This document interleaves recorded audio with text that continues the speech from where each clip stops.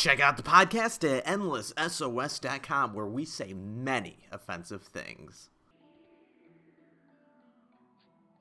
So often I hear that Japanese RPGs just aren't what they used to be, that the quality has diminished and that there's nothing left.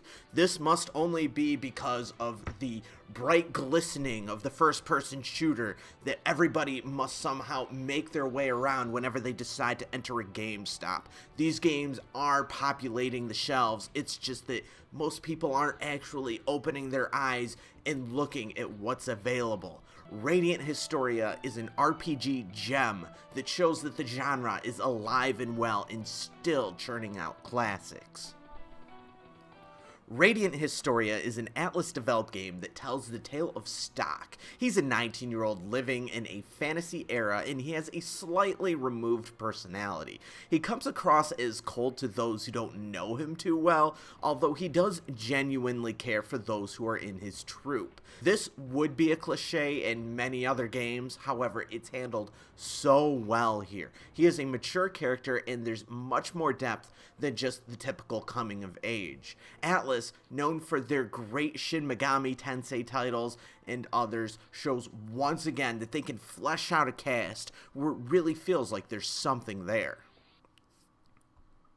On the continent of Vanquir, where both man and beast live together, there is an ongoing war between the holy nation of Alistel, where you begin your journey from, and the country known as Grenorg, a massive country ruled harshly by Queen Protea.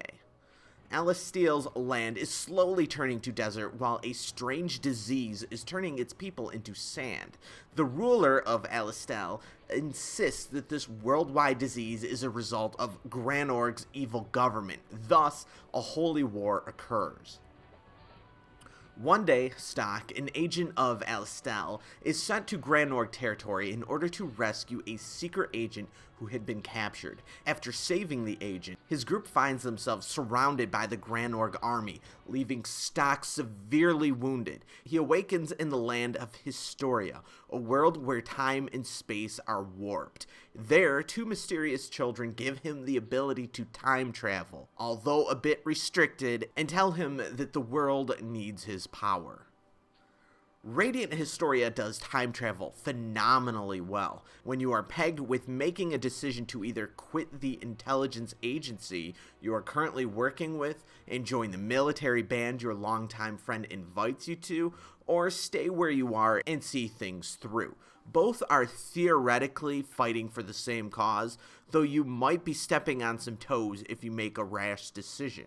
The game lets you decide which path to take. However, you'll find that whichever path you went with, you're going to end up having to face some roadblocks.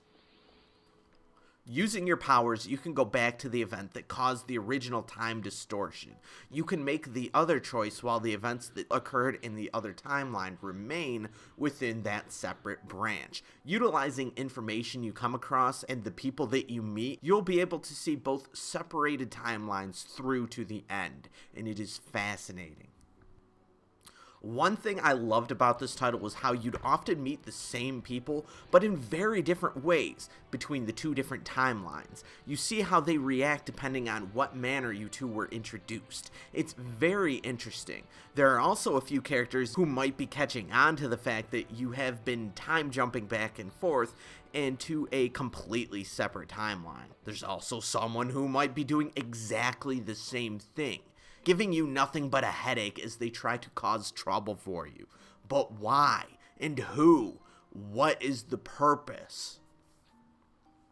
The battle system is stellar, with a grid system where you can knock enemies into each other in order to damage more enemies with attacks that normally don't have AoE. You can also set traps and knock enemies into those for either damage or negative status effects. Radiant Historia plays very well, and there is no need to grind for any non-endgame content.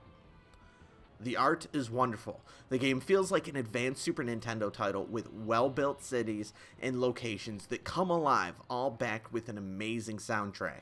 The character design is memorable and detailed. The game captures an old-school feeling amazingly well. There are a few aspects to this game that a few people might consider negative. It feels a little more linear than it initially seems like it should be as a time travel game, which is something that you'll come to realize and accept. There are a few segments in the game which are very talky, with very limited gameplay that I feel could have been broken up somewhat. There are also some characters I feel they didn't give enough detail about. I just sort of wanted to learn more about the world and everyone in it. Some of my teammates hinted at a fascinating backstory that they just did not go into as much as I would have liked.